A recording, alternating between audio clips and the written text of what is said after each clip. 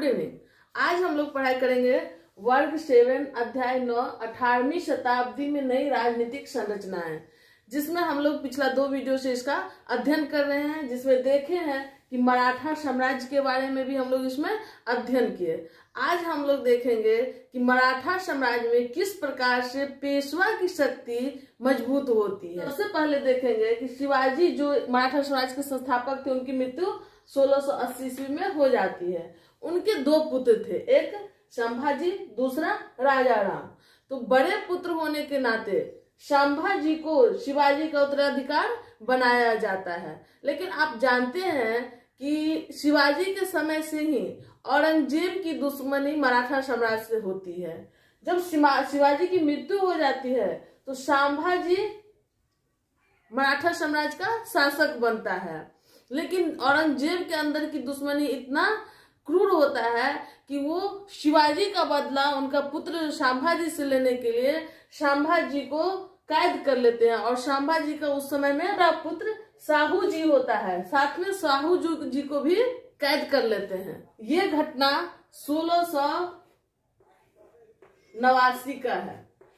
1689 ईस्वी में औरंगजेब संभाजी और इनके पुत्र साहू जी को कैद में ले लेते हैं और क्रूरता पूर्वक संभाजी की हत्या कर दी जाती है और साहू जी को कारागार में डाल दिया जाता है। इस कारण से मराठा साम्राज्य में जो शासक का पद खाली होता है, उस पद पे राजा राम नियुक्त किया जाता है।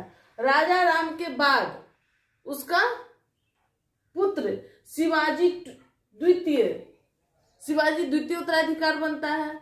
और शिवाजी द्वितीय के कार्यकाल में ही, शिवाजी द्वितीय कौन है? शिवाजी द्वितीय राजा राम का पुत्र है। शिवाजी द्वितीय के कार्यकाल में ही औरंगजेब की मृत्यु हो जाती है 1707 ईस्वी में।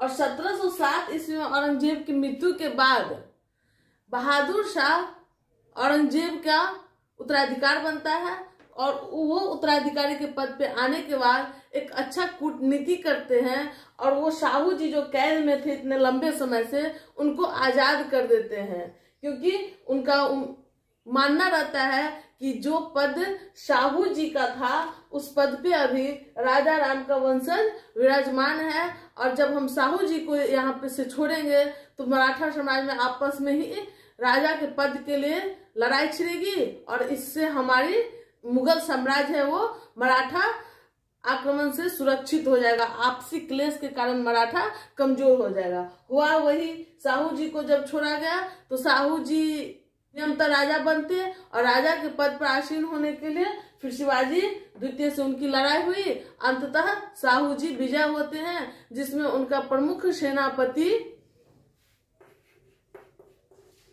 बालाजी विश्वनाथ होते हैं।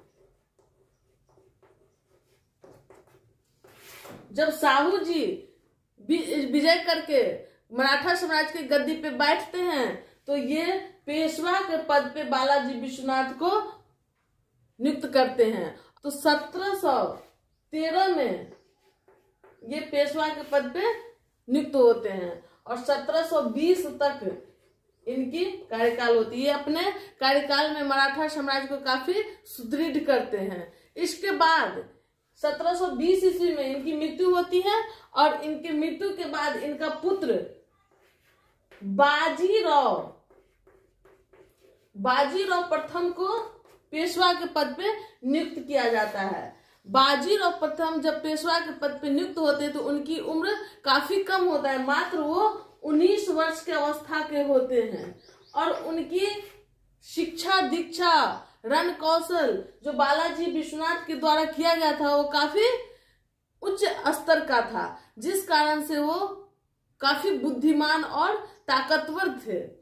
और इनकी योग्यता को देखते हुए, बाजीराव प्रथम की योग्यता को देखते हुए मात्र 19 वर्ष की अवस्था में साहू जी इन्हें पेशवा के पद पे नियुक्त कर देते हैं।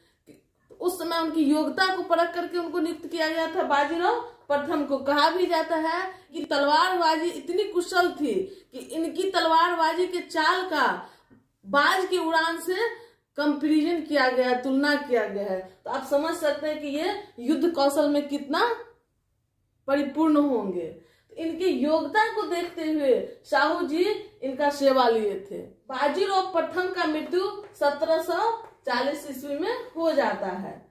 फिर उनका पुत्र बालाजी बाजीराव 1740 से 1761 ईस्वी तक पेशवा के पद पर बने रहते हैं। अब देखेंगे कि बालाजी बाजीराव के समय में ही 1750 ईस्वी में संगोली की संधि होती है।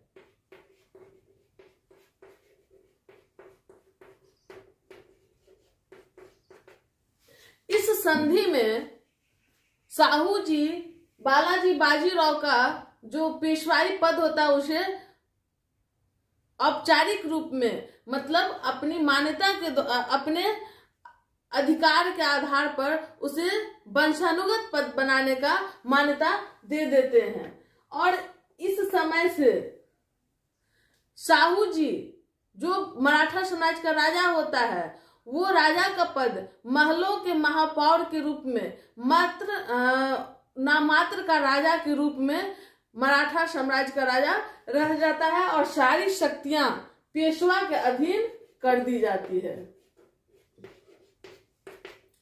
इस प्रकार से 1750 के संगोली के संधि के द्वारा औपचारिक रूप से पेशवा की जो शक्ति होती है वो मराठा साम्राज्य में सर्व प्रमुख शक्ति के रूप में हो जाता है और जो राजा होता है मराठा साम्राज्य का वो मात्र नामात्र का राजा रह जाता है। 1761 ईस्वी में